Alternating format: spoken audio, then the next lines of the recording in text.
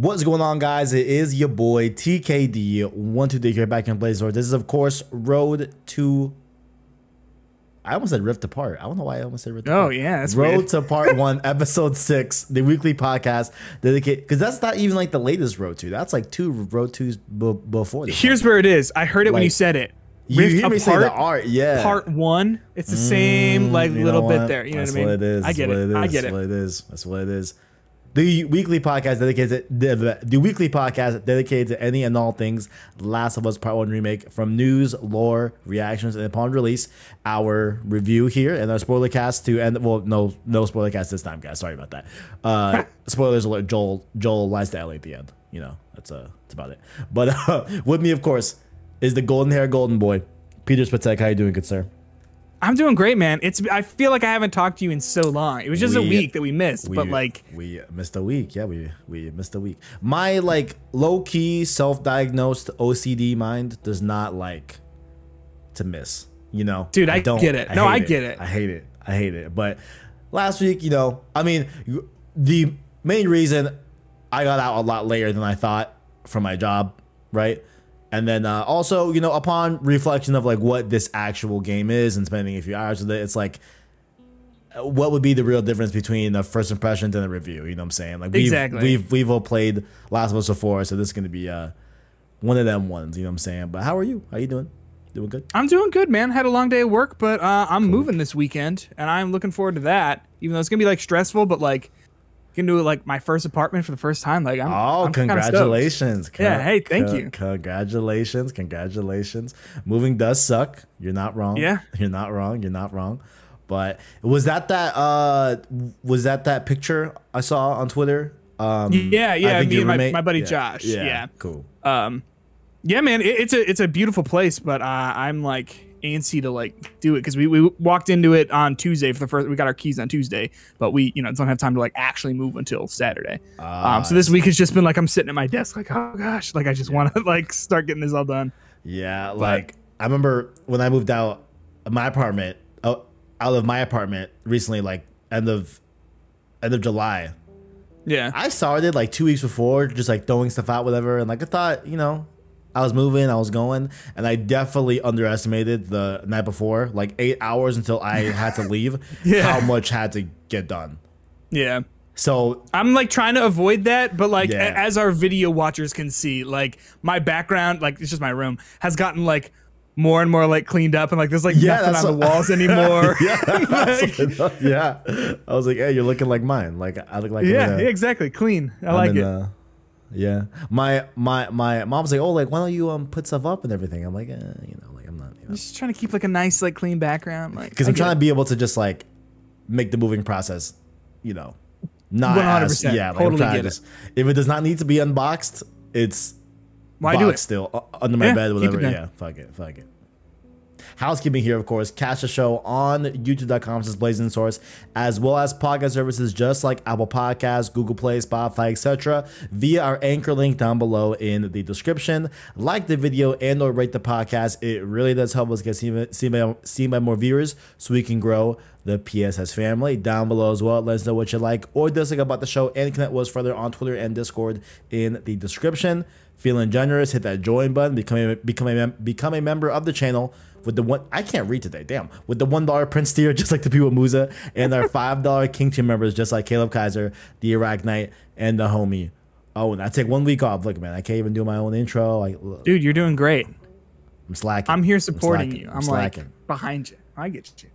We're like the Titanic, you know what I'm saying? Exactly. Yes. Happy to hold you up there, man. Yes, sir. My heart will go on, or whatever the fuck that song. King of the world. I get you. Have you played anything besides Last of Us? I played a little bit of that game Immortality. Have you heard of this thing? I heard that's like a GOTY contender allegedly. What's up with this? Like an FMV game? What's up? Yeah, so like, oh gosh, I didn't even put it on here because I was like, I don't know if I should even try to explain what this thing is. It's like, yeah, it's an FMV game where basically you are trying to get to the bottom of the mystery of like what happened to this actress who like starred in 3 movies and none of them ever got released, and then she just disappeared. It's weird as fuck. Okay. I truly just don't really know how to explain it other than say like just play it. and like you'll get it. I know that's like a tough ask for a lot of people to say like, oh, let me go buy a game, you know what I mean, without really knowing much about it. But the cool thing is, first of all, it's on Xbox Game Pass. So like if you've got that, you know, that's a really great way to play it. And then also, I don't know if it's out yet, but I think if I'm not mistaken, it's going to be going up for Netflix games. So if you've got a Netflix subscription, like you'll probably be able to play it. Like, I don't know if it's going to be like only on like iOS or Android or whatever, or if you're also going to be able to play it on TVs, like that Black Mirror thing, Bandersnatch. Do you remember that, like 5 years ago? I do. Yeah, I do. Because like there's nothing to it. Like it's just looking at footage, scrubbing through it, and then like clicking on stuff to try and like get more information. It's cool, but I haven't. It kind of freaks me out because it's I mean, it's like a horror-esque game, like it's a thriller, if you know what I mean. So I haven't had like a whole lot of time to play it, first of all, and second of all, because I've been doing Last of Us, and then second of all, you got to be in a mood for it, you know. And it's not the kind of thing where I'm like, oh, cool, I got an hour before bed, like I'm not gonna sit down and play Immortality, like that is not gonna relax me at all. But interesting. Yeah, it's very unique. I've never played anything like it, and I definitely am excited to see more of it. Okay. Does that make sense? Okay. It's got the hooks in me in my brain. I'm thinking about it a lot. I just haven't had the time to like sit down and actually get to it. Is it on the old PlayStation Store, perhaps? I don't know. I don't think it's on PlayStation at all. Yeah. I mean, I heard Blessing from Kind of Funny talk about it. Not like her, like I think they liked it, right? But like I saw like it's like a go-to contender. I just saw the title. I think it's Gamescast this week, I think, or something like that. I forgot, but I saw the title was like this game is like Game of the Year contender allegedly. Yeah, it's good. So. It's real good. It is not on PlayStation 4 or PlayStation 5. There isn't any look at that. Well, word on the release. I guess I won't.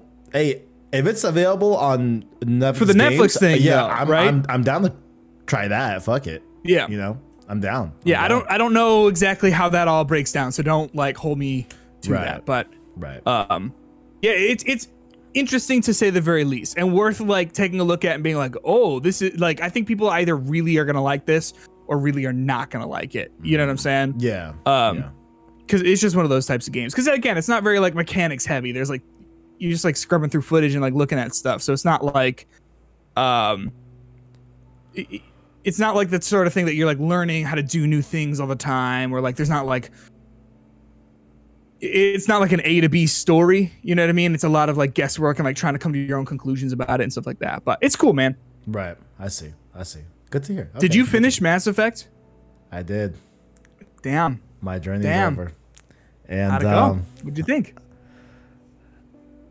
I love Mass Effect, right? Like, like yo, this like, and I have so much like. That's such a loaded question for me. Like, sure. I definitely enjoyed my time with all three games, right? Absolutely, right? And like, I gotta applaud BioWare for, like, I feel the way I felt about watching J.J. Abrams' Star Trek 1, 2, and 3, right? I felt that granted, I watched those back to back.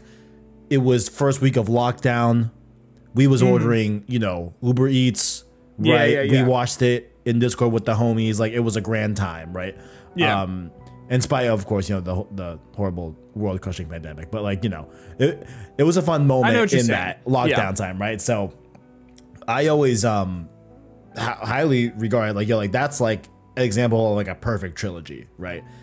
And I feel a similar way about Mass Effect, where like you could like, dude, like you could just tell. At least I have a heavy assumption that like this was all planned out from Mass Effect 1. And like this is to me, that's my impression. So like I think back to like the headspace of like where you would be in 2012 and be mad at the Mass Effect 3 ending, and like I kind of get it, but also it's like, guys, like throughout all of Mass Effect 3, it's made very clear that this is not going to go down easy, right? Like the Reapers are not going to go down easy. You know what I'm saying? Yeah. And like what I told Christian this week on Gamescast, and like what I'll say here, right? And like, and we are planning and we are planning to have like a much bigger discussion about Mass Effect as a whole after I've beat all of them and like talk about the entire franchise, right?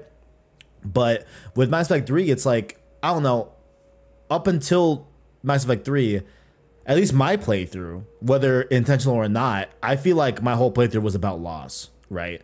And I feel like that's cool. Every game, like, it was about, at least I felt like, losing but still rising to the occasion and getting the task done at hand, even though heavy losses, you know? Like, you heard a Mass Effect 2, legit half of my fucking squad got wiped the fuck out, right? And also, in Mass Effect 3, I did there's been one decision, actually no, there's been 2 instances. One, I couldn't really control, it is what it is, right? But I had one choice thing throughout all 3 games that I'm like, that was the one time in the whole playthrough where I was like, man, I almost went back and like did that save over, you know? No kidding. What was that? I was trying very hard to broker peace with the Geth and the Quarians. I know y'all got beef. I know that this runs deep many years, right? I understand. And also the Geth, hey, y'all were the main antagonist in the first game, like, you know what I'm saying? Like, but I was like, listen, I see both of y'all, but if we just put our differences aside, just get me, please. Like, did you see what they did? Like, you see, like they're out there, they're right there, right? Unfortunately, the choices that I made, because I thought the Quarians and me and Tali and me were on the same wavelength. They're like, listen, like, I'm gonna be just a little bit nicer to the Geth to hopefully blend all of us together, right? Yeah. That did not happen. I suppose I sided a little bit too much with the Geth, and with Legion, they took out the entire Quarian fleet, and Tali fucking killed herself, bro. Oh, bro, she jumped off of a cliff, bro. It was traumatic. Oh, it was real bad. So I'm like, damn. And then I'm talking to my friend Orly Arachnite on the PlayStation Source Discord, and he's like, bro, I've never met someone that chose the Geth. You know, and like, if you were to ask me before, hey, like, Kev, like, what you're doing, it's going to lead to the Quarians being killed off. Sure. I would not have wanted that personally. You know, but hey, it is what it is. And do you want to know my ending I did for Mass Effect 3? Yeah, I'm trying to remember, like, because there were 3, right? Yeah. And that's what people were upset about. Hit me with it. So I don't remember exactly the specifics of them, but yeah, what'd you get? I got you. So, I mean, I can go over the 3 choices, or you want me to just go over, fuck it, yeah. So, what did you get? I decided, just based off the way it was worded to me by the Catalyst, which is this little kid, and I have a whole revelation last night. I was like, oh, Shepard was being indoctrinated the whole time. Yeah. You know? And I think I fell into that indoctrination because I decided to sacrifice myself and take control of the Reapers. You know? Sure. Because the way it was worded, it's like, hey, listen, like, if you do your mission, which is to destroy the Reapers, you can do that. You can go that red path, right? Yeah. But it's going to cause a lot of damage and destruction to the universe. A lot of people might die and shit, you know what I'm saying? But like, at the end of the day, your universe will live on. I'm like, well, I don't want to cause destruction like that. Yeah. Like, you know, like, if it's gonna cause like this calamic damage, like, I mean, is that really worth it, you know? But then he's like, oh, hey, you can assume control of the Reapers, you will die, but everyone will live on, right? Yeah. And it's just you sacrificing yourself, right? So I'm like, okay, I mean, that sounds to me more like what my Shepard would have done. You know, even though I know I've been very anti-elusive man, you know, he was trying to take control of something that at the end of the day, we know that he was fully indoctrinated and that the Reapers wouldn't even like allow him to assume control, you know what I'm saying? Yeah. Even though he like wanted to, right? But then I hear that I got I chose the non-canon ending. Because what is the canon ending? Which one is that? Is that you destroy the Reapers? Yeah, that's what I thought. Yeah, I mean, and I think it might be the canon perfect ending, which to get that you have to complete everything in the game and get maxed out on readiness and all that. And then like in that ending, it's insinuated that Shepard lives. So if he's in Mass Effect 4, that's the thing. That's the big question mark, right? Yeah, yeah. So that's the thing. Yeah, I mean, yeah. So I do understand why that would be the canon ending, because like at the end of the day, like he destroyed the Reapers, like that. Yeah, that was the whole point, you know. I just felt that like I don't know, like because like I go back and forth with it now. Honestly, like knowing that is not the canon ending, it's like shit. Like, well, I kind of like became and like fell into a god complex. Sure. Right? Yeah. But like also in those end cutscenes when I made my choice, Shepard is out here controlling the Reapers to fix the mass relays, and like they're like fixing stuff in the universe. So like that was definitely my angle of like I'm not trying to assume control and assume power. I'm trying to wield it for the benefit of this universe and become the universe's Shepard. You know what I'm saying? There you go. Like, I'm trying to shepherd. So that's what I really thought it was, but you know, oh well. But yeah, I mean, overall, Mass Effect 3 is great. I really enjoyed it. Which one is your favorite out of three of them? Which one was your favorite? That's what Christian told me too. Ah, dude, I like all of them for different reasons. I know that's just a cop out. I think. No, I know what you mean. Okay, I think gameplay wise, a Mass Effect 3 by a fucking mile. Like, let's the combat is so. That shit feels good. Yeah, the upgrade system, really like it. Yeah, I love the premise and the stakes and the attitude of Mass Effect 2. Yeah, a lot. I think for me, that's the clear winner. And like, I get it. Yeah, Mass Effect 3 is good and it has, you know, like a lot of resolution to it, and like you said, like the combat stuff is so good. But for me, like the premise of Mass Effect 2 and like the tension between like, am I working with the elusive man? Am I working against him underneath his nose? Like all of that sort of stuff, I think is so solid. But yeah. And I think and like definitely I feel that way, that like it's more of a interesting premise than like Mass Effect 3. Even though I do like Mass Effect 3's premise a lot in terms of like it's just very wide scale. Like you've been in this galaxy, in this universe for 2 games. You know all these species. Now it's time to try to bring them together, and you knowing the beef between all these species and all that, right? But I just feel like there was just something more. I don't know. I just felt more of the stakes and the weight of it in Mass Effect 2. You know, 100%. I just feel like Mass Effect 3, like there's a lot of things that like happen in the background. Like even though like I guess I get, but like you hear about the progress of the Crucible, but you never get to really like see it and like really like understand. Like even the Rachni start helping out with the Crucible in my playthrough, right? And it's like, you know, it's cool that it's told to me, but I wish I kind of could see it. You know what I'm saying? But it is what it is. Yeah. Low key, there's something about Mass Effect 1, bro. Something about that game. It's still like, I really like it. It's not a bad game. Yeah. I really like it. Yeah, and like I think. Yeah, it might be a hot take. I don't know. I think 1 might be low key my favorite, just because like I think that's respectable though. Yeah. Like I don't think you're wrong for thinking that. Let's say. Yeah, like they're all great. They're all really great, and like I definitely am. For me, it's between 1 and 2 for sure. Yeah. 3 I also love, but like it's like maybe like a little bit under it, right?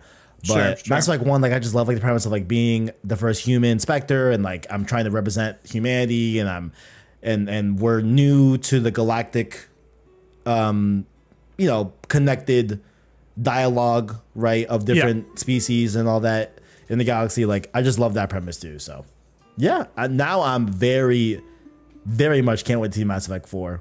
Very much can't wait for that. You know what I'm saying? So I'm ready for it. We'll see, man. We'll see, dog. I'm very excited. You know what I'm saying? We'll see. Do you think they'll bring saves over from Legendary Edition? I feel like it'd be like at least like your love interest and like oh, that's the last thing I have to say. Yeah. Did you end up romancing Liara, or was it too late? That was too late. Oh. Yeah, man. Oh, I'm sorry, man. Hey, you know, like Liara Ships at Harbor, you know? Because we had a moment. She brought me into her conscience, you know what I'm saying? Before we did the final battle, and like, Yeah. I should be listen. Like I know we gotta do this, but can I tell you something? You know what I'm saying? Like, can I holla at you?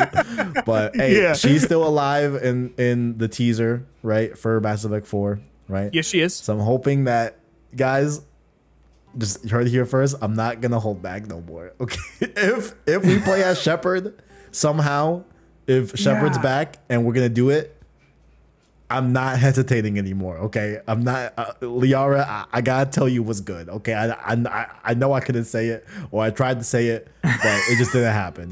Yeah, I was too shy. My hope is too shy.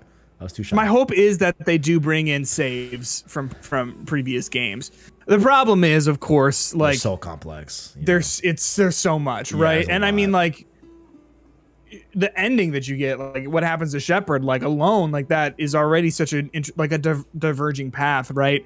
But then also like there's that image they released. I don't know when this was, but in the promotion for this, they released that image of the big crater in the ground, but it looks like a Geth head. Yeah, and so like the question is, right, like you have to choose in Mass Effect 3 either the Geth or the Tali's people. Who are they? The Quarians. Quarians, You have to choose, right? And like obviously the Geth were like the antagonists of the first game, but like if they're all wiped out from Mass Effect 4, like how are they going to play into it? Like it's a whole thing. Yes, I hope that they do. But I also like kind of would understand if they just said like, yeah, we can't really do it, but hey, we're going to start a new trilogy or something like that. I'd be down. Yeah. So. I think it's going to be probably like the major keystone decisions. Yeah, right? Hopefully. I think it might only honestly be like, hey, did you choose to save the Geth or the Quarians, and what ending did you have?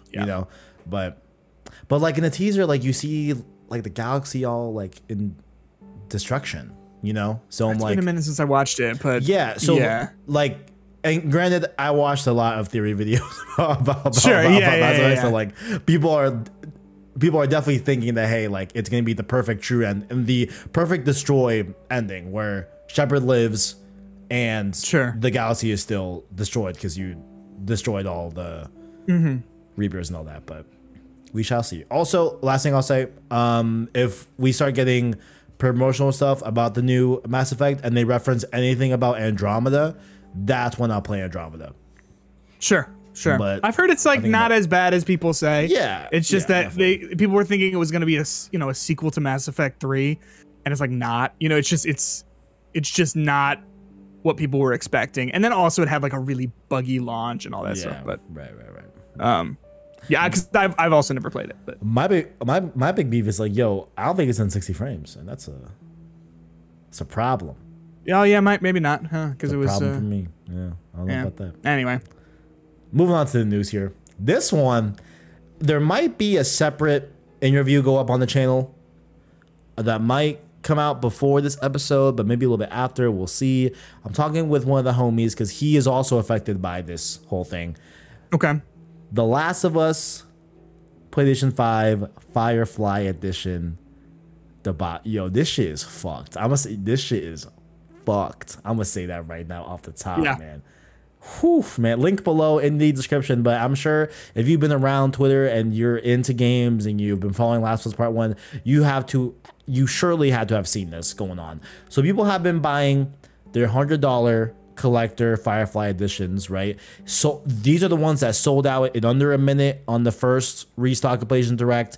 They were going on eBay for over $2,000 on eBay, and then they had a second they had like a second wave go live, I think, when pre-orders went up digitally for Last of Us or something like that. Yeah, it was like when it all went live, I think. Yeah, it was something like that. Yeah, like so very, I mean, end of the day, very high demand edition. Obviously, if it's Last of Us, it's gonna sell out, obviously, right? And people are getting these packages, and they're in this shitty ass like envelope, and they're coming in all messed up and screwed up. And there's even reports of people opening up their packages. Not only is it damaged, but they're missing the American Dreams comics that's supposed to come with it. So we're having drivers or whoever are are getting to the packages first and like stealing stuff from their packages. But the most damning thing, in my opinion, is just like the condition that these are shipping out to fans. And I've only heard this. I want to see where Sony said this, but they're doubling down on like, no, we're not going.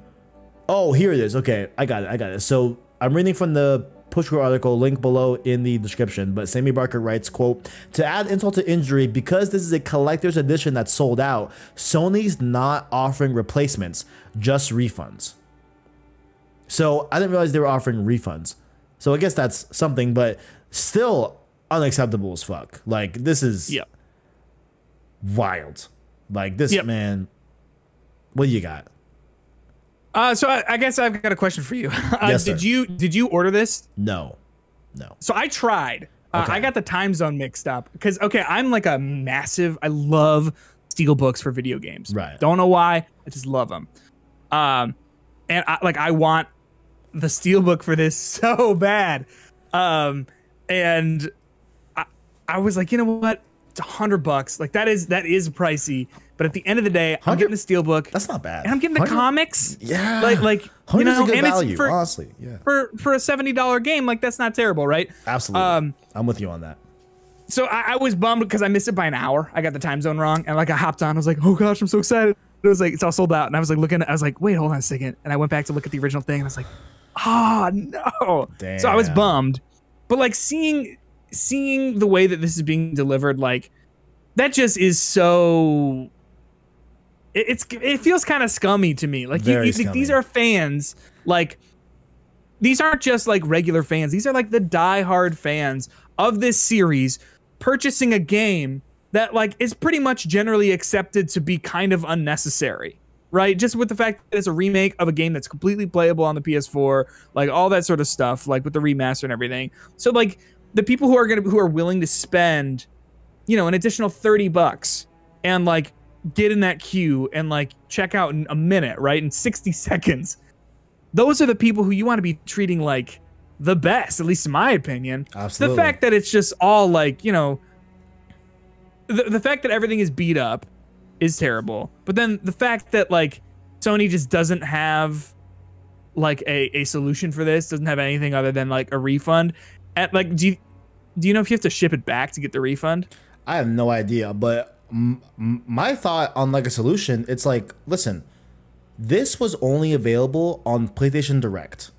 Yeah. To interface and buy products from PlayStation Direct, you have to have a PlayStation Network account. Yeah. So with that being said, I feel like they have to know, okay, which PSN accounts bought this. Like they have that info, right? If you have a PSN account, you likely have your address on there, right? Mm-hmm. They ask for that. It's on there, right there, clear as day. Super easy to verify. Info. Yeah, verifiable, all that. I say bottom line, number one, you get some thicker boxes, right? Yeah. But to ship out, at least, at the bare minimum, at least a new cover box, bro. You know? Right, exactly. Like, just a paper, like, cardboard thing. Like, because it's like, because I imagine that from what I'm seeing from, like, the tweets and everything, like, it doesn't seem like anything on the inside is like damaged. Like the game, like the steelbook isn't damaged. The comics aren't damaged. But yeah, the cover box, which like that's the face of this whole collection, right? This whole edition is like just looks like garbage, and it's all like beat up, and it's like got the packaging like stuck to it. Damn, man. Yeah, it's like this is a huge bummer. And like I know it's a collector's edition, right? And like it's not meant to be a product that like you're gonna be able to buy off direct 6 months from now, right? Like I get that, but like wouldn't you want, like what you said, which is absolutely correct, right? Like your most hardcore fans that are going to have this on display, going to have this shown off, don't you want it to look nice too? Like, yeah, you know what I'm saying? With how much bad press this remake has already been getting, just with people saying like, you know, that they're greedy for, you know, the price of it and all that sort of stuff. Like I just think you'd like, this is just an additional, just terrible impression to be making. Very bad for people. Yeah. I'm really disappointed in this, right? Like obviously, like this doesn't affect me. I didn't buy it, but like still, like it's like this isn't how no, this isn't how No. we should be doing this. No, this is not. They should have announced on Monday. I get not announcing on the weekend. Maybe you want to get things in order, and like, hey, for all we know, maybe that could still happen, and that'd be great. I'm thinking at this point, it's becoming a little bit late in this standpoint if you're gonna have some sort of solution to this, but they can't make this. Can't stand, bro. This absolutely can't stand. Like, this is real bad. You know, this is really disappointing, and it's a lot. It's not just a few. It's a lot of people. It's lot like of so many. Yeah, I was shocked because I was like, okay, I haven't seen anyone that I know get a fucked up package, right? My homie Tajay moment, big Last of Us fan, plugged in, right, and he got also like a messed up package, and it's like, bro, you know, like, what are we doing, man? Yeah, that's highly disappointing. I really hope they go back and they you know, make this right. You know what I'm saying? And I say bare minimum on making it right. Number one, you open up some sort of form, some sort of Google form, some sort of, you know, like application entry if you got things stolen from your package, right? That's step one. So that you can then get those items that were missed. Step two, you need to ship out new boxes. Yeah. At the bare minimum. At the bare minimum, bro. At the bare minimum. 100%. But yeah, that's the and also it's like, do you want this impression when people when you start to promote your next collector's edition? Like, is this the type of reputation you want for shipping out stuff from places? Like, is this how you want people to view PlayStation Directs? Like, really? Yeah.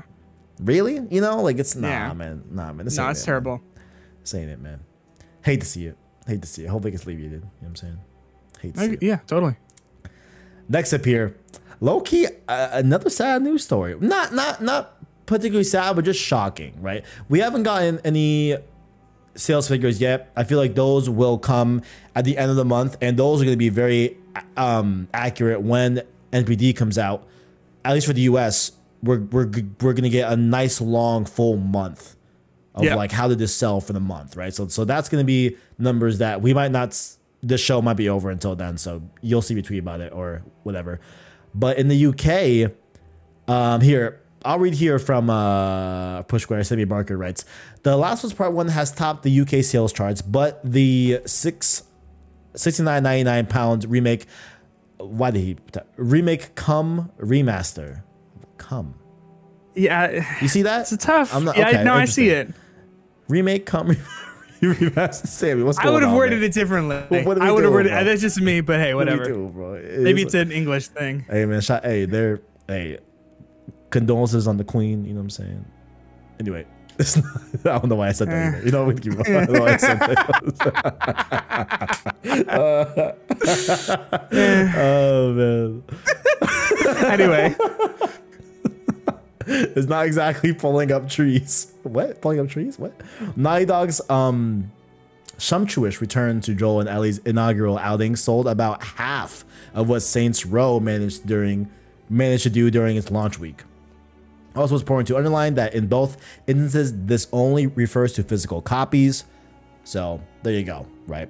Okay, so physical sales in the UK, excuse me, for Saints Row and Last of Us Part 1. Last of Us Part 1 sold half of what Saints Row did. Yeah. Do you read into that at all? Can you make some concessions there? Like, what are we looking at? Okay, so here's an opinion that I think might be not necessarily like universally agreed upon. I would not be surprised if this Last of Us remake doesn't sell very well. I think that, as we've talked about on this show, leading up to this game's release, I don't think the marketing has been particularly stellar. We'll talk about it later on the episode here, but like, I don't think that they did a really good job showcasing what makes this game unique from the PS4 remaster. I agree. Because I think it is, there's more to it than just a visual upgrade, in my opinion. So like, I don't think that the marketing for this was great. On top of that, like, the whole argument, right, is this really necessary? I say, like, yeah, I guess, but like, not it's not like the sequel, right? The sequel, like everyone wanted to know what happens next, and it was so captivating, right? And so controversial for so many different reasons that everyone wanted to play it to be like, hey, what's going on with all of this? Whereas with this, like, this is just a repackaged game you already know. For my money, I think it's a really good game for, like, you know, die-hard fans of the series, right?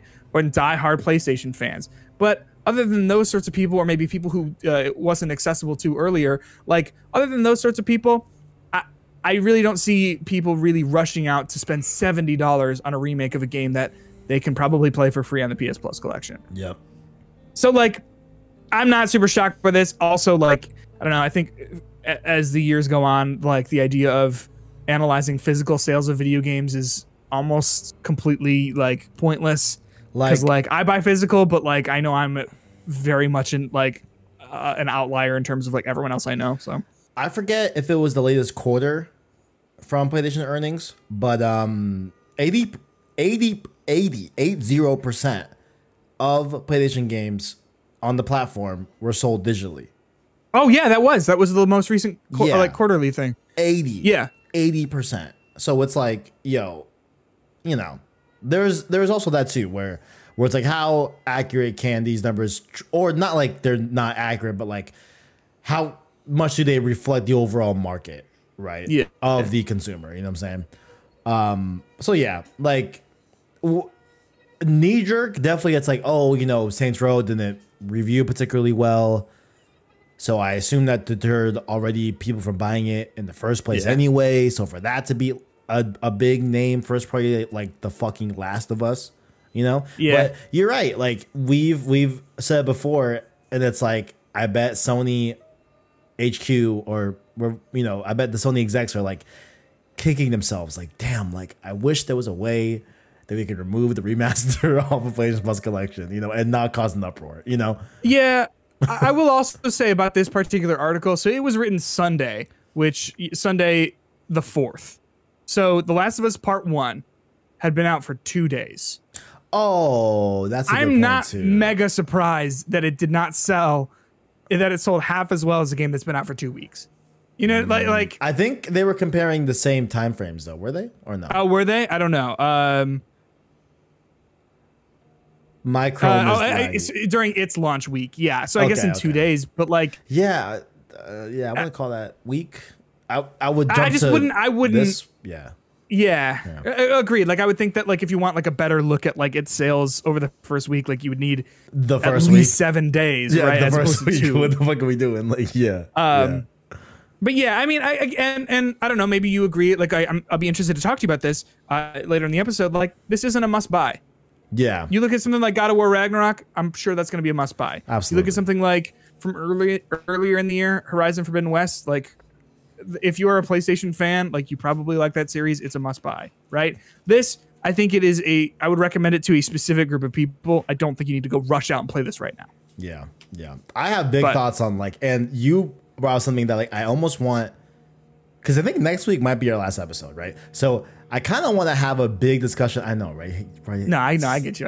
And so soon. I just have so much fun talking to you, man. It's the nature of the road too. You know, it just comes and goes. You know, you hate to see it. But like, I almost want to do a full conversation on like, because I think that could be a whole 30-minute conversation, like a whole like 30-minute conversation of like what happened with the marketing. Because I'm with you. Like, if you gave me a day, I could have given you a more effective way to portray this game to the fans. Yes. And I think that you would have gotten a lot less backlash, like 100%. I think there still would have been a question of value that's not going to go away. You know, like it is. No, of course not. You're like, at the end of the day, you are remaking a game that is completely playable right now. And that's obviously going to turn people off, right? But yeah, this I got so many thoughts, man. You know what? We might say that for another episode. Yeah. I don't think this is a must buy. I don't think you need to run out and buy this. But if you're a big Last of Us fan, like, and you want to see the first game in like stunning detail and beauty, like this is it, man. You know what? Let's get right now. Okay, so this is going to be the Last of Us Part 1 PS5 review. All right. Yep, let's do it. we're skipping first impressions because spoilers. This is The Last of Us, all right? This is the first game, right? Yeah. But I do have thoughts on how different I'm having of a playthrough with The Last of Us with this version specifically than I ever had with the remaster, right? But okay, so you made your claim of like, would you recommend this game at full price right now, right? And like, who would you pitch it to be the most viable candidates to get this like day one? Right. If you've got a PS5, you've never played The Last of Us, Facts. $70 in your pocket, go buy this game. Facts. I agree. If you've played The Last of Us before and you're kind of meh on it, you do not need to touch this probably ever. I wouldn't say if you're a big if you're a big Last of Us fan, this is for you, man. This is for us, you know. Yeah.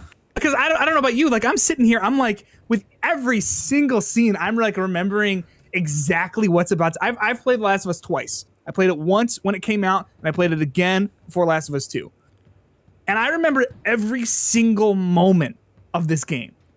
And I'm sitting there, and like it doesn't ruin that for me at all. I'm sitting there like the biggest smile on my face, like, oh my gosh, this looks so good. Oh my gosh, this is like, these performances are so good. And the fact that they're able to be, like scaled up to the modern standard, and like, I think this might be the best looking game ever. Bro. I mean, like I thought before it was Last of Us 2, and then Horizon came out, and I thought that game just edged it out by just being absolutely well realized.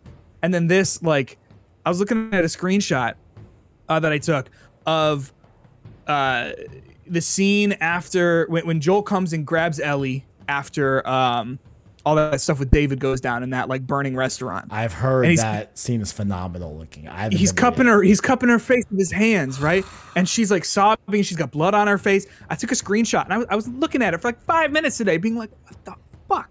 This thing is like, you know how there are some games that look so good that there's something off about them? Yeah. Like they're a little too perfect. And like, it's really hard to put your finger on.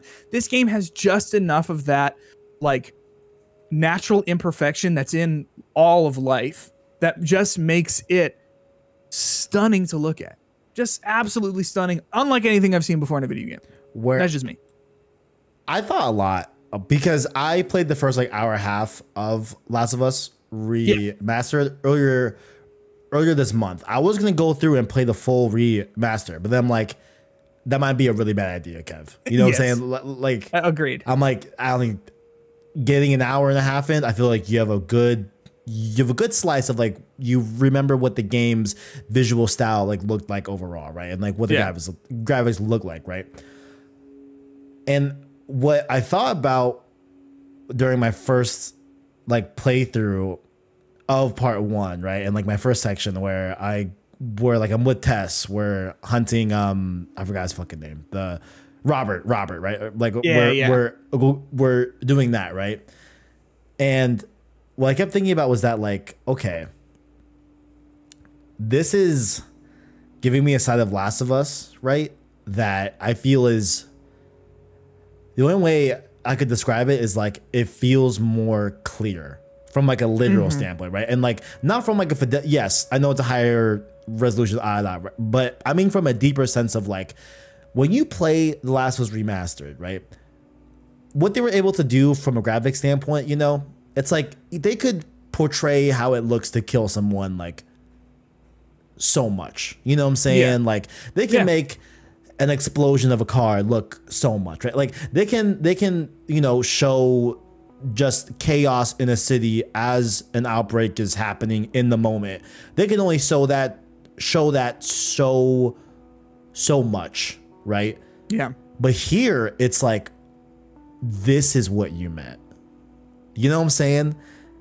Absolutely. It's like, and like for me, so like I'm like having a hard time trying to like define what like I truly feel, but like it really does feel like playing Last of Us Remastered, it's like my eyes were kind of blurred. It's like and like a lot of like, oh, okay, I'm inferring like, okay, this is how this probably like would have looked like if it was more of a realistic type of thing. But like to see it like in its full glory, it's like, fuck, man. Like, dude, to your point, God damn. Like, I went and I played, I replayed Okay, so first of all, I was like looking, and you posted about it actually on Twitter today. In the remake, I was like, hey, yo, did they take all the PS3s out? Bro. Because in my mind, I was like, I felt like it was in like every house that you go into, there's a PS3 under the TV. Not the case. They still definitely have them in the remake. There's one in the college, which is, I think, the screenshot you grabbed. Yeah. There's a few. But I was like, let me replay a section here. Let me see if it's in this section. And so I did I downloaded the remaster on the PS5. I was looking through it and I was like, okay, no. And then I was like, yo, this game like feels different to play. And I didn't load into a combat section. I loaded into like one of those just like walk and talks like through like apartments or whatever. And so I was like, okay, let me actually pop in to the scene when you get to Pittsburgh with the like, he ain't even hurt, you know what I mean, sort of thing. Wow.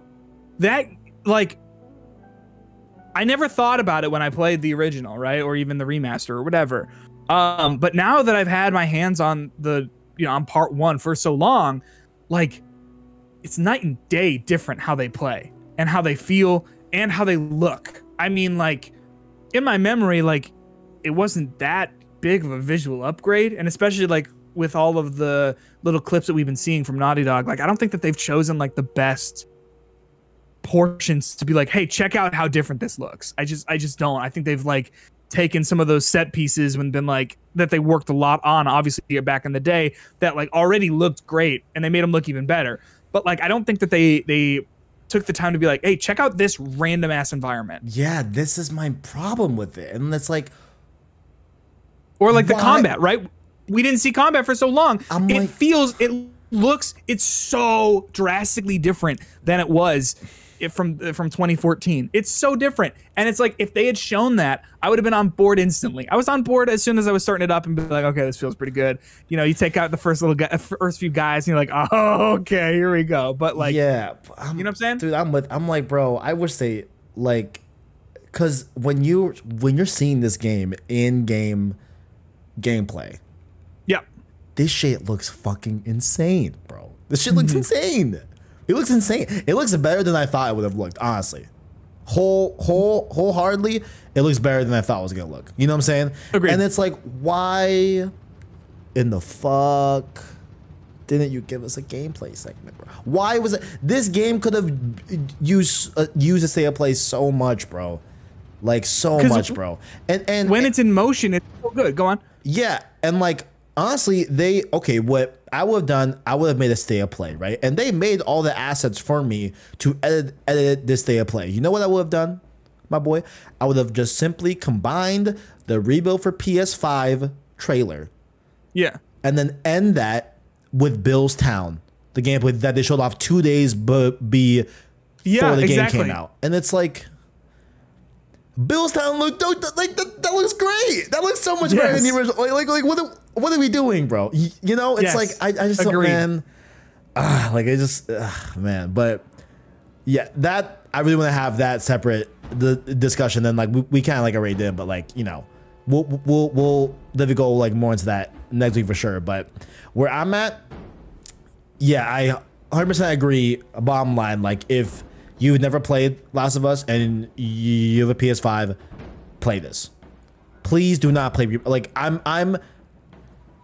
yeah, that's my recommendation. If you have never played Last of Us and you have the option to play the remaster versus part 1, if you have the fiscal means to do part 1, I would say do part 1. I feel like you would truly be missing out if you did not play part 1. If you're able to, and it's all good. Pay your bills, feed your kids, pay your rent, you know what I'm saying? But if you can do that, definitely do that. And I'd say if you are a hardcore fan, definitely play this. If you're like, if you played The Last of Us, you liked it fine, liked part 2 fine, you're not particularly in the mood to play part 1 right now, I would say buy it eventually.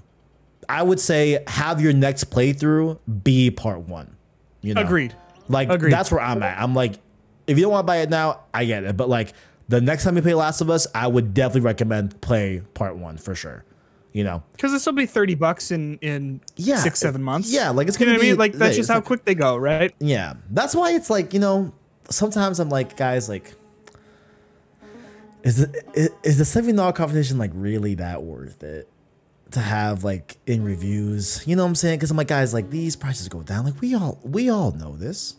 We all know this. You know, I mean, it's just that FOMO, right? Like, yeah. You don't want to miss out that weekend of everyone talking. And like, I get it, but sometimes I'm like, you know, like let's talk, because like I would love to talk more about just like the game itself than the price, right? Because this game is stunning. And one of the big okay, so also one of the big things that I'm loving this playthrough of Last of Us, right, is that the one big game changer moment for me was when Tess gets bit, right? Yep. And we're overlooking the Capitol building in the morning, right? Mm-hmm. And Ellie and Joel are looking, and like Joel says, "Is that view like everything you hope for?" Whatever, that line. And then Joel gets the wooden plank to walk over the buildings, and then Joel's like, "Okay, Ellie, watch your step." And then Ellie goes, "Psst, I got this," because like, you know, she's like, this don't phase you, like whatever. Yeah.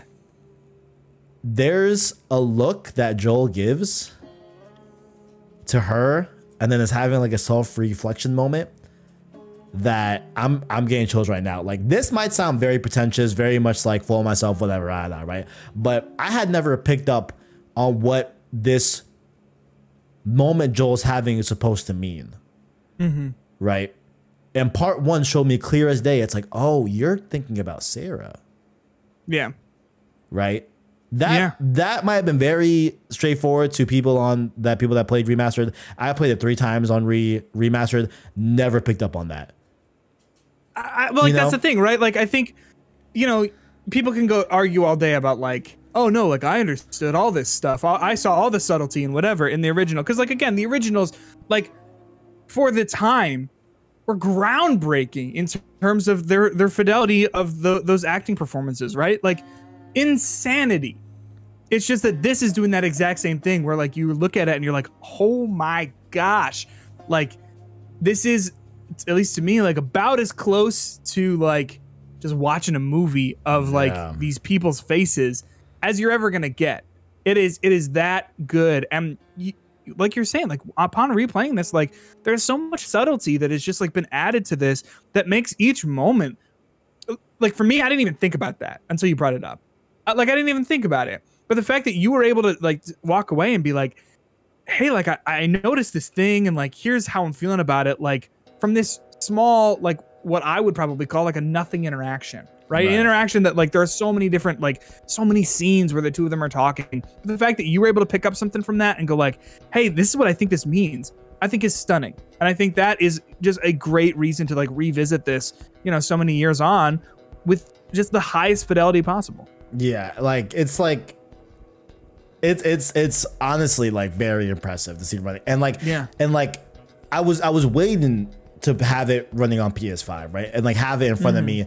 I'm in 4K performance mode, right? So I'm in a dynamic 4K 60 frames, right? Yep.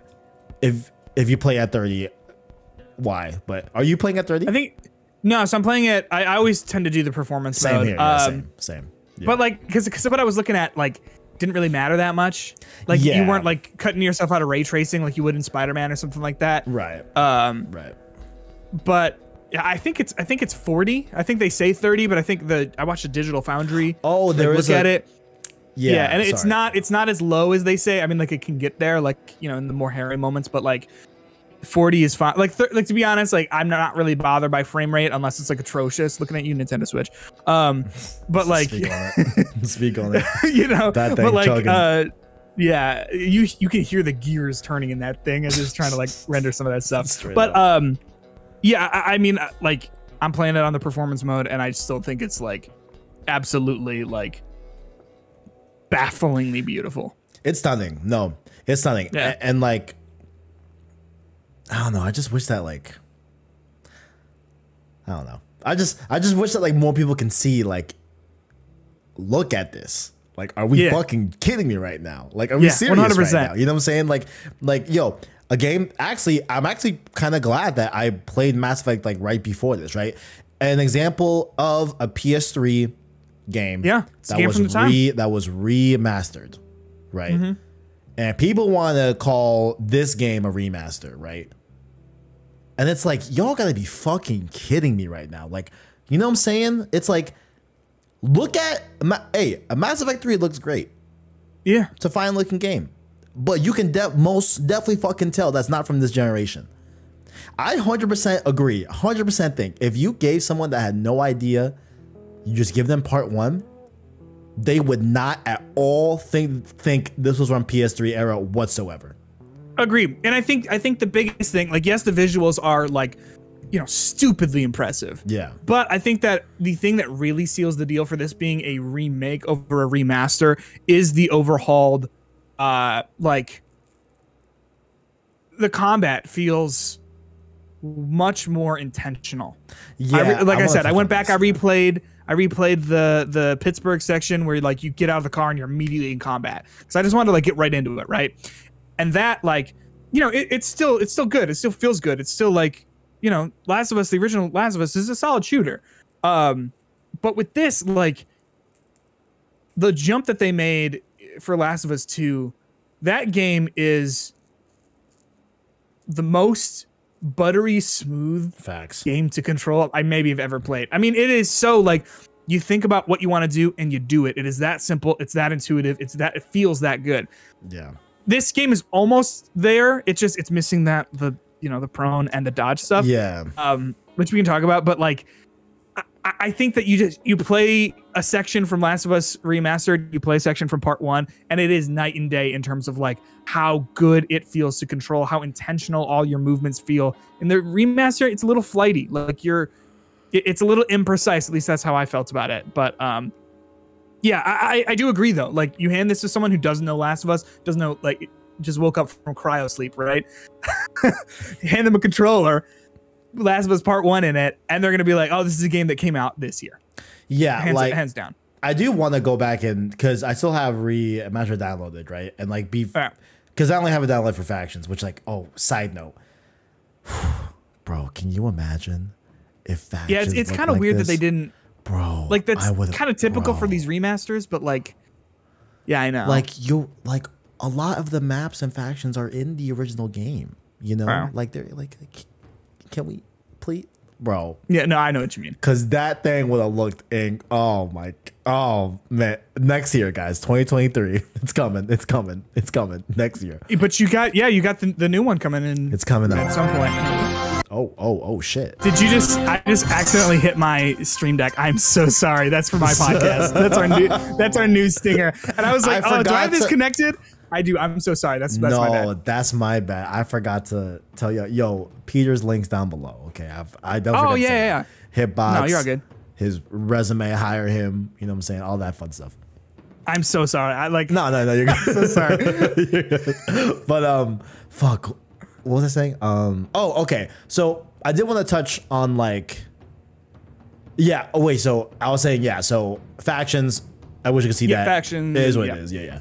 But from a gameplay perspective, I need to go back and play Remastered one more time to really, like, see and feel how it felt, right? Because I've put 10 hours into Part 1 already. I am in the middle of the university chapter. You said you just finished the winter chapter, so you're like almost done with the game. I'm kind of like, what, like an hour and a half behind right there. You. Yeah, I'm like an hour behind you for the most part. So I do plan on having it done. I kind of want to just binge it tonight, you know, honestly. But yeah, this game, like, so I'm doing it for work, right? I'm doing, like, a chapter at a time because I'm doing all the collectibles and stuff. Right.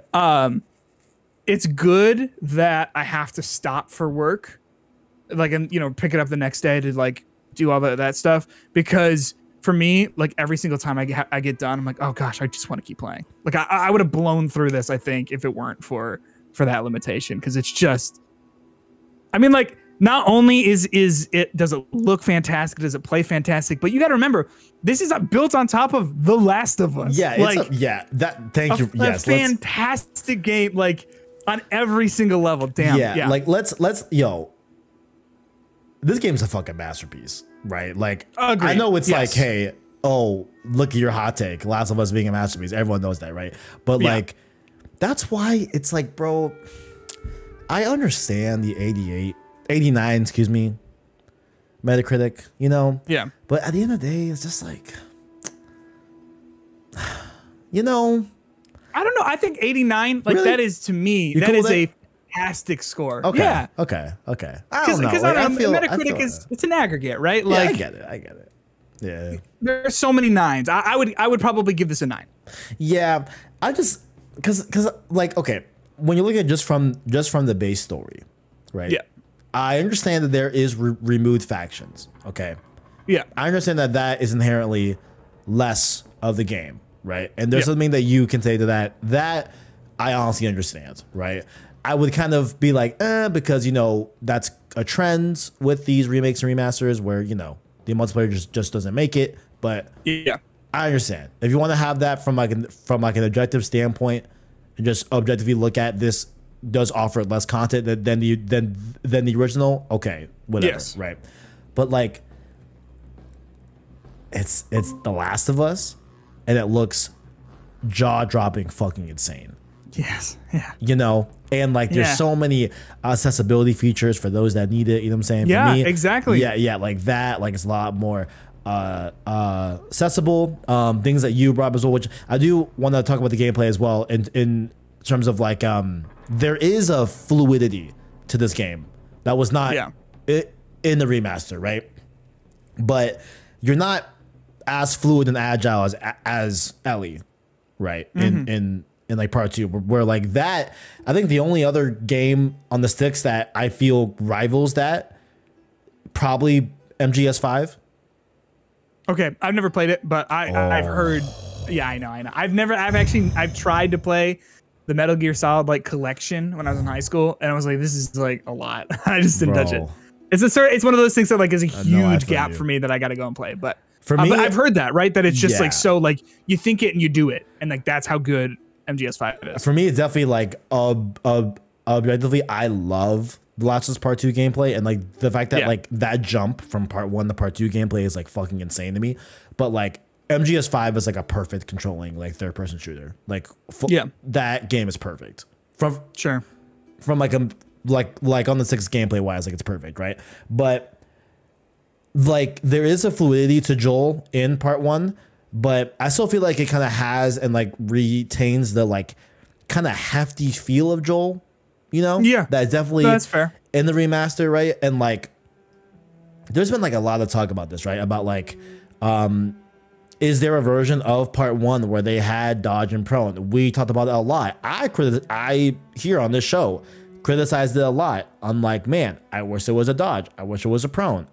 You know, if this is truly rebuilt from the PS5, why are those in there, right? Yeah. And like, as I play more of this, I don't know if this is the right or wrong way to look at it, but I'm starting to at least understand why they didn't, right? Yeah. As a whole, right? And you could cite development time, sure, right? You can cite a bunch of other things, right? But like the decision to change The Last of Us gameplay, right?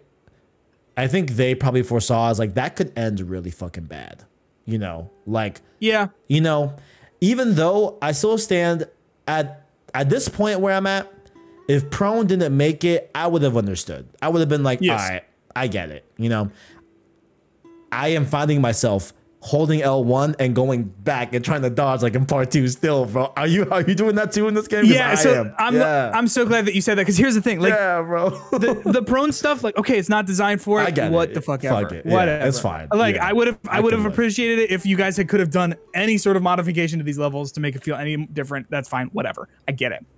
The dodge thing is like close quarters combat. You either win because you have a weapon or you die, like, or you run away. Like, it is not having that dodge, I think, is the one place where I feel like, ooh, Last of Us 2, like that gameplay, like those mechanics really shone because of that, because getting in close was an option and taking them out from afar was an option, where I feel like if you get in close, like, you better have a weapon, otherwise you got to book it, you know? Yeah. And like, but I just don't like that. Like, they like literally say it in the like tips of like, hey, when you're in close quarters combat and you don't have a weapon, just run. And it's like,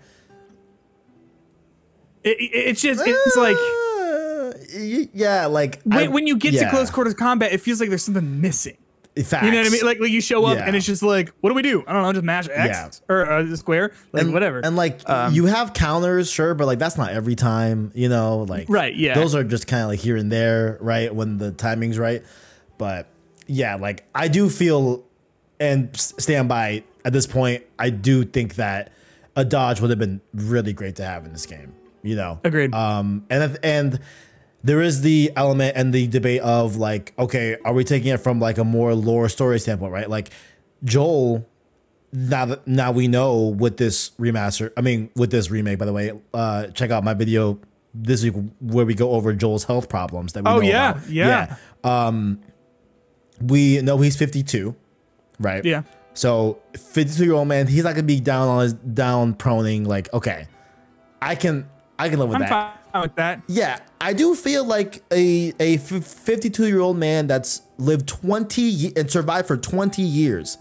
I think he can dodge. Yeah, you don't think he can like move his head out of the way for a right hook? Dude, like, come on. I think that's that. He's sprinting all over the place, vaulting all over things. He's fine, bro. He's crouch walking for like miles, bro. His back. No, I think so. Like, yeah, so.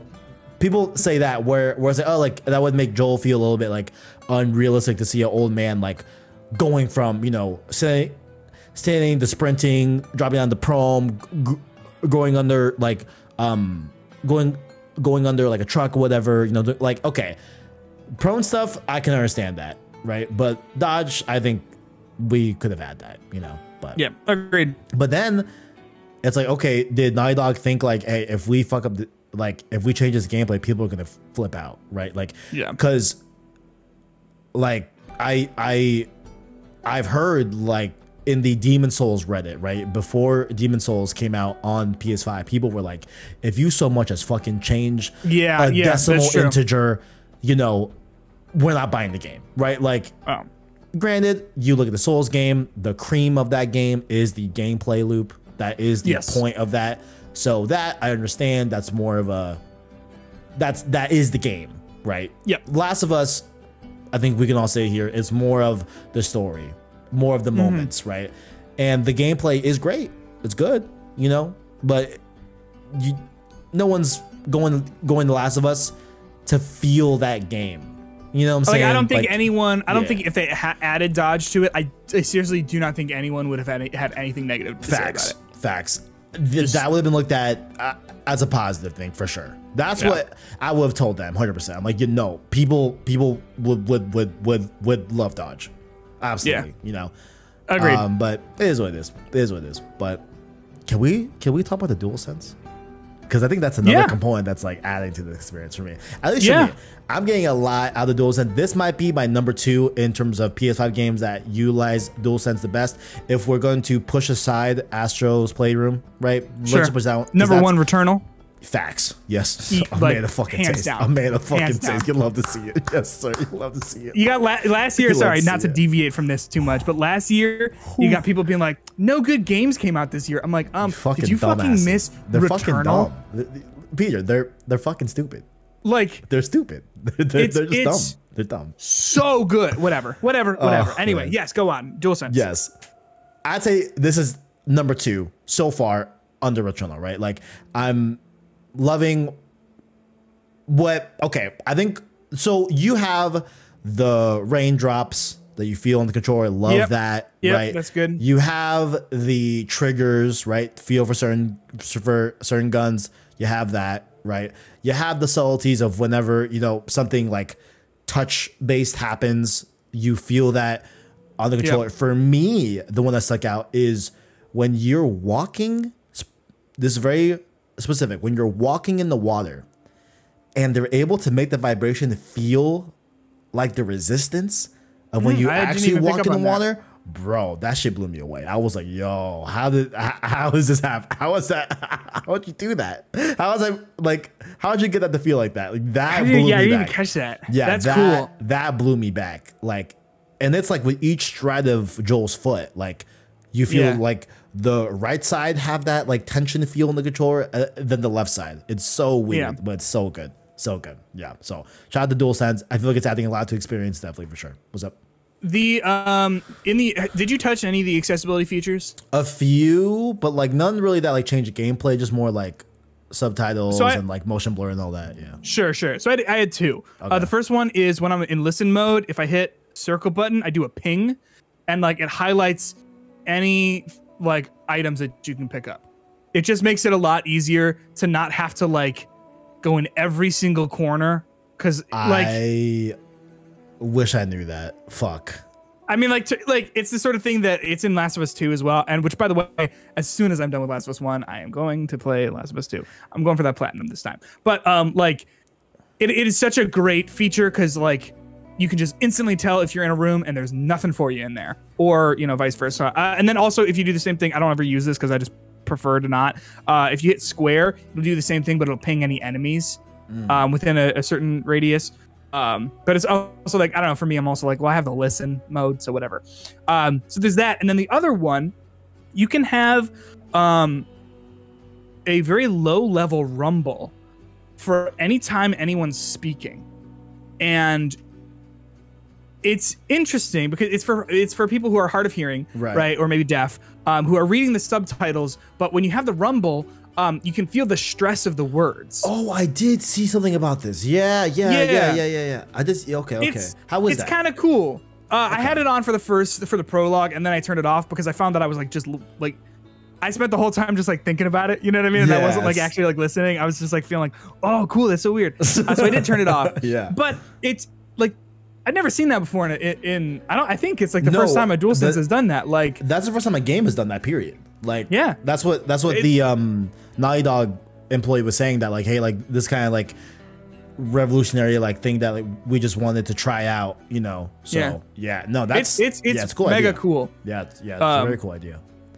But yeah, with the DualSense, I mean, like, I think it is working its best when you don't even think about it, right? When you are just so enraptured with what's going on that you like, you know, you're feeling the water on you, you're feeling the resistance of the bow as you're pulling it back, so like all that sort of stuff. Like it's so solid.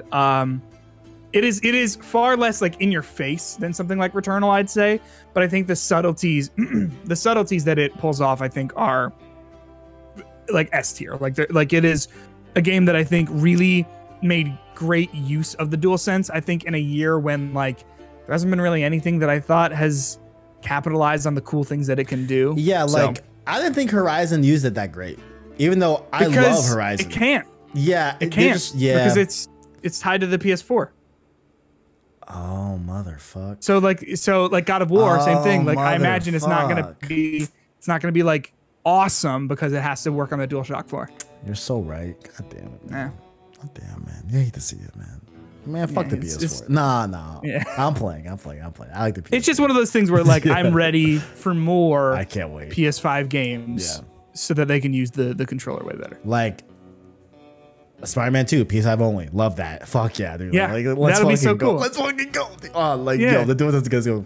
And like the DualSense sometimes I feel like just gets a bad rap. Like people, like there are some people out there that like still like think it's like a gimmick.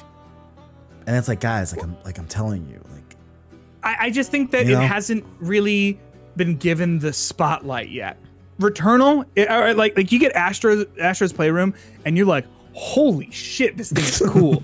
And then it's like, what else can I play that's gonna make this feel good? And it's like Returnal, facts, end of list. And you know what I mean? Like in a way that like, you know, it adds so much to The Last of Us Part 1, but if you were playing with all that stuff turned off, it's the same game.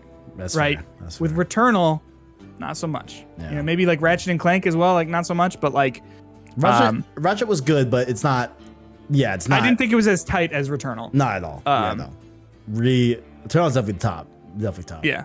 But I think this is a great example of like what you could do for these, you know, PS5 and PS4 games that are launching at the same time, even though this didn't get a PS4 release, right? Like with God of War, if they just add those small little details that really enhance it on the PS5, I'd be so into it, right? The resistance on the trigger, the small little vibrations for the different environmental effects and stuff like that. I think it would be just killer. But I'm hoping, due to God of War's more like linear fashion, right, that they're able to do that. That's like, but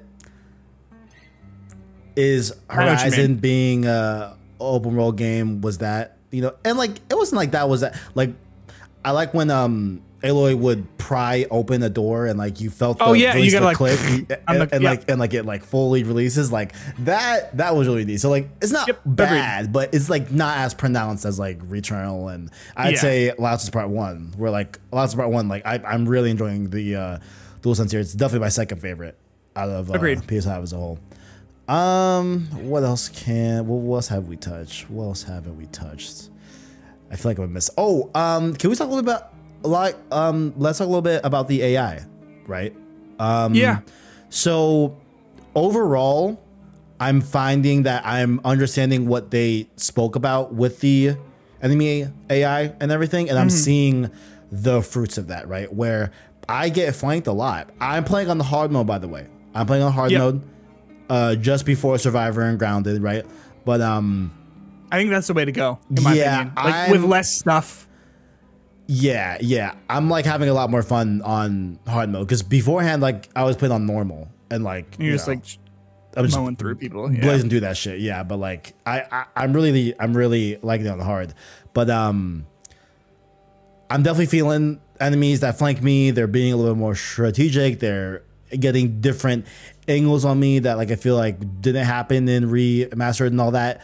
But it's happened, I'd say 3 times so far. And if you want to keep track, that's 3 times in 10.5 hours where I'm seeing Ellie run in front of an enemy and like nothing happens. You know? Yep. Like, yeah. You know? Same thing. And hey, could we say it happened more on remastered? It's probably very likely that it happened more on remastered for sure. But like, that's the thing. Like to dedicate a solid minute and a half, 2 minutes in their rebuild for PS5 trailer talking about AI and like talking about how like, hey, the enemy is going to know where the companions are, but also the companions are going to be aware of when the enemies will eventually see them. And for that to be one of the big pillars of this, and like it not, granted, you know, hey, it's probably better for sure, right? But you know, to see it happen, it's so like okay. It's one of those things, right? I think a lot of the optimizations about this are, if it's working correctly, you'll never notice it, right? Because the whole thing in Last of Us 1, like the original, is like, oh yeah, it's weird that she runs out and doesn't get spotted, right? And like now, if you fix that, you're just not gonna ever notice that. You know, it's hard to talk. It's hard to like talk about like a negative, like, oh, that didn't happen, you know. But like, you're exactly right. They talked about saying like this is fixed, and it's not. I mean, like, like it happens. Again, it's like, probably better than it was, but like it's still the sort of thing where you're like, hey, how about all that? And it's specifically that, like, I do feel the enemy AI is smarter. That I 100% can tell. Yeah, agreed. And feel for sure that like, oh, like this is a little bit different lately. Yeah, you know. And those fucking stalkers, man. Fuck. Oh, they're so good. Those fucking part 2 stalkers they put in this home. I'm like, so damn. I'm like, bro, they really whipped my ass. Bro, they was whipping my ass in the hotel basement, bro. Yeah. That's such a good scene. They was that man. Shot to part 1. Goddamn. Yeah, man. So yeah, AI, we covered that. Least favorite thing, I do have like a one little nitpick. Have you noticed? Yeah, what's up? Did you notice that they changed the picture of Joel and Sarah? The one that Tommy saves? Yeah, I know what you're talking about, but what does it look like? Like I know what it looks like, but what did they change? Joel's position, like he's like looking down at Sarah instead of looking at the camera and smiling with her. Oh, weird. And it's like when people play part 2, it's like that's supposed to be the same photo. Yeah, like. Oh yeah, because he's got in his house, doesn't he? When you're like it. That's okay. You're almost nitpicking, but like, why change that asset? No, I know what you mean. You know, like that's something that I was like, but like it's a weird change too, because it's not like something minor in the photo, but like it's literally like the positioning of Joel. You know, like that I thought was kind of weird for the change. I did notice that they took out some of the Uncharted and like Jack and Daxter game boards from the toy shop when you're with Henry and Sam, but I did see them in the college dorm room.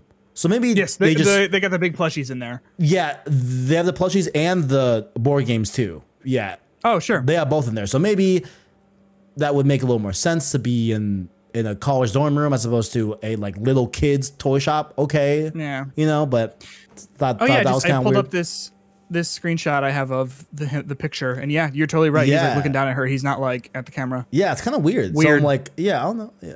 Which again, what does that change? I don't know. Yeah, it's just such a weird like. And then whatever. I do want to end off on one thing, right? And you you brought it up, and that's the prospect of like playing part 2 after this, right?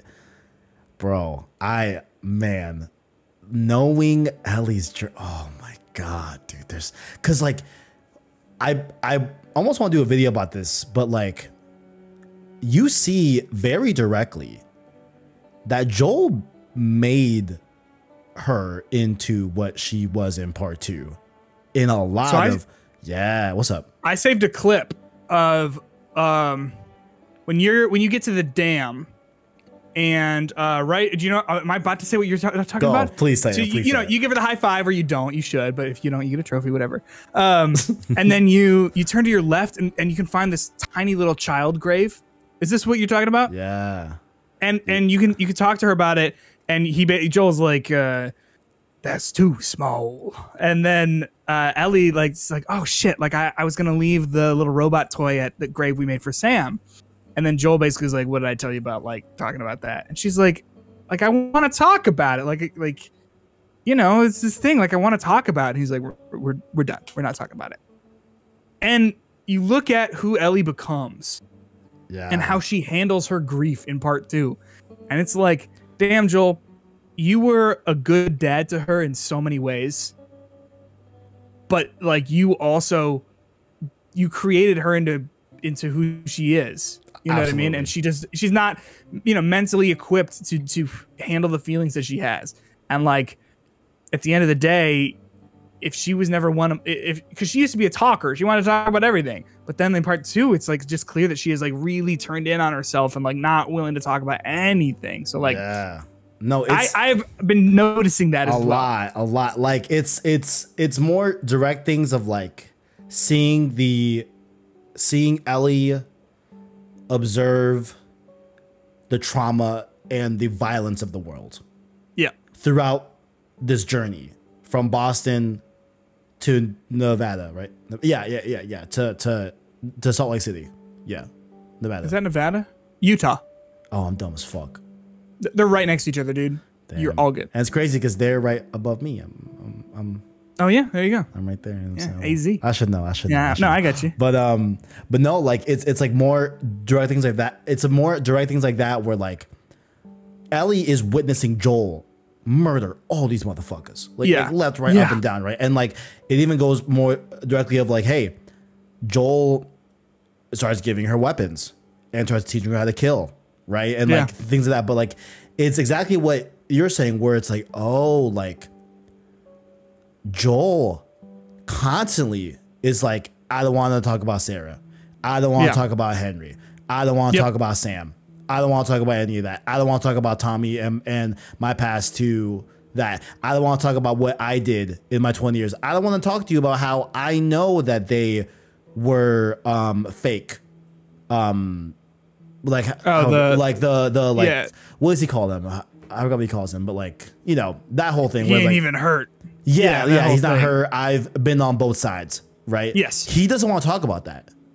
And like, hey, maybe you don't want to traumatize a little girl, right? But like, but it's also this is what's happening. Have you gotten inside the science building yet? Not yet, but I'm very eager to. Are there more like moments of that? There's just one thing. I mean, like, this is in the first game. You'll probably remember it. You did this whole deep dive thing on it. She asks Joel, like, did you ever go to a college like this? And he's like, no, I wanted to, but like, you know, I had Sarah pretty young. And Ellie's like, oh, were you married? And he's like, for a little while. And then she's like, what happened? And he's like, that's it. Yep. Like, just doesn't, you know, he's opening up a little bit, but like not enough to like really get like a little bit more than surface level, but not by much. Yeah. Like literally he goes, okay. And then Ellie goes too far. Oh, that's what it is. Yeah. Too far. And then Joel goes too far. And like, that's it. And it's like, she knew what you meant. Like she's now like voluntarily knowing that, oh, okay, like we don't talk about bad shit. We don't talk about trauma. You know, and that bled into part 2, where we have. Dude, it didn't just bleed into it. That's what it's about. Literally, like, and that's the whole game. Peter, and that's why I hate when motherfuckers tell me that. Oh, Naughty Dog lost their way. Part 2 was that. It's like y'all are. No. It's like they set it up the whole time. God, you know, man. I'm just, you know, it is what it is, man. Agreed. Yeah. So, but in terms of like, I want to play part 2. Yeah. But I just can't shake the feeling that, bro, they're gonna put out a director's cut, bro. You know, and it's like, hey, I would love to play after this. I don't know. No, it's gonna be a director's cut with both games, probably, to make the deal like a little sweeter, maybe. And then I bet we'll get the $10 upgrade. Do you think it's so? I hope so. Do you think now this is just complete baseless speculation? Okay, what's up? Because like I think like I would not imagine that they would do that in the year 2022. No, it's like, not. It's definitely not this year. No shot. But I can see a bundle of, you know, Last of Us Part 1 and then a PS5, you know, director's cut, upgrade, whatever you want to call it, bundled together at the same time that Factions comes out. Facts. If it's free to play or something like that. You know what I mean? Just as a like, you want the whole Last of Us experience, boom, here it is, all on PS5, Factions, the whole deal. Yeah. I think they could align with that or the HBO show, right? But yeah, totally. Yeah. Dude, I'm like playing this game and you know, you spend the whole time, like when you're playing, you're not really looking at his face. I keep convincing myself it's Pedro Pascal, dude. I can't wait. I would bet money on this. I would put $10 on this that when the HBO show comes out, they're going to patch in 2 skins for the, you know how you can like change what they look like? Oh, really? You think it'd be Bella Ramsey and Pedro Pascal, just one, like, you know, one for each? I say why not? Fuck it. Why not? Because it doesn't change anything. Cool. It just is like, oh, cool. Yeah. Yeah, fuck it. Yeah. I say fuck it. Why not? And you know, they got the system for it where you can change their outfits and what they look like and whatever. So like, I don't know. I think that, whatever. Yeah. I say, can't hurt. Yeah. It doesn't hurt. Doesn't hurt anybody. My thing is like, yo, I just want to play part 2 with the DualSense features, bro. I really. That's the problem. That's though. the thing. Doesn't have them. That's the thing. That's why I'm hoping for. That's gonna be one of like the I'm definitely getting a director's cut. You know, like that I would definitely buy him for. You know what I'm saying? Because no, totally. Yeah, like I think that's gonna play out probably like Death Stranding, where it's like, hey, little changes here and there. DualSense features, you know what I'm saying? Very, very light things. Just a little spruce up, you know what I'm saying? Agreed. But yeah, man. I am really enjoying this game. I don't feel any type of remorse for dropping $82 on it. That's me, right? Oh yeah, because you got the deluxe one with the skins and everything. Yeah. I think this game is a masterpiece remade to looking on PS5 standards, and it's really an incredible experience. And like what I'll say is, yes, listen, you can go PS Plus collection and you can get it, you can download it, you can play it that way. I'm sure you'll enjoy it, right? But I just want to really guys, we talked this much, okay? Just like really just like, I want to be very clear that like, I feel like if you have the means to get part 1, and you choose to play remastered over part 1, and I just feel like you're really gonna miss out. I feel like you're really gonna miss out on the PS5 specific experience of the DualSense. Yeah. And just the overall just like fidelity of part 1 that like brings to it, right? And like for me, it's bringing out a lot of moments where I didn't realize were in the performances until this higher fidelity, higher quality version came out. You know what I'm saying? And like, hey, if you just don't give a fuck and you just want to just play remastered, by all means, you know, I guess. But that's kind of like my end statement, where it's like, I feel like if you do not play this version and you have a PS5 and you have access to it, I just feel like you're missing out on like a really incredible game that looks jaw-dropping on PS5. Absolutely agree. Because it's like, I get it if you don't want to spend the money, like I do, like that is a lot of money on a game that you can get for way cheaper or even for free. But like at the end of the day, I just think the differences are night and day. And like, if I'm ever going to go back and replay The Last of Us, I would play this version. Yeah. Like, but yeah, and like definitely, I still hold out that hey, the gameplay has not. At least you said you feel like it changed like a lot, but like overall, right? Oh, hold on, I'm gonna close my door. Hold on. Yeah, hold on. Give me just 1 second. Oh wait. yeah, Give me just 1 second. Hold on. Yeah. Just yeah. Okay, yeah. So overall, right? Like, damn, what was I saying? Shit. You were saying that like, the gameplay mechanics are different, but like not like. Yeah, they're not drastically different, right? But like, No. They do feel, I feel like, more fluid, and I definitely wish that there was a version of this part 1 that had a dodge mechanic. I think that would have done a lot to the gameplay overall, right? And Agreed. also little things like, hey, like we have the bench from part 2, right? Oh yeah, that's cool as fuck, man. Just like It is really cool. laying it all out. Yeah, it's nice. But like, why not throw us some suppressors? That could really change the gameplay. Like that. Yeah, like give us some of those attachments that were in part 2. Like, and you know, I would have loved to see that as well. But you know, it is what it is. This is truly Last of Us in a much better fidelity, and I think it's great. Personally. Yeah, for me, it's the sort of thing where like I think if you're listening to this, you know if this is for you or not. Yeah, you know what I mean. And I think that like that's to me the best sort of recommendation of like you probably know like if you are going to like this or not. You know, us talking about this can help inform you of that. But at the end of the day, I think like most people are already understand like, no, I love The Last of Us, I'm gonna play this, or like, you know what, I'm cool on it, like I'm gonna wait until it's on sale or whatever else. But yeah, agreed. I think this is the definitive way to play this video game. Indeed. Ladies and gentlemen, that has been episode 6, the review of The Last of Us Part 1. Keep it locked. Next week will be the finale. You know what I'm saying? You hate to see it. You know what I'm saying? I got one last. I'm sure we'll both have the game beat by then. You know what I'm saying? Oh, we yeah. Have any last thoughts? And then like, I do want to kind of carve some time next week, not only to go over our bets and see who won, right? But talk a little bit about like what went wrong in the marketing.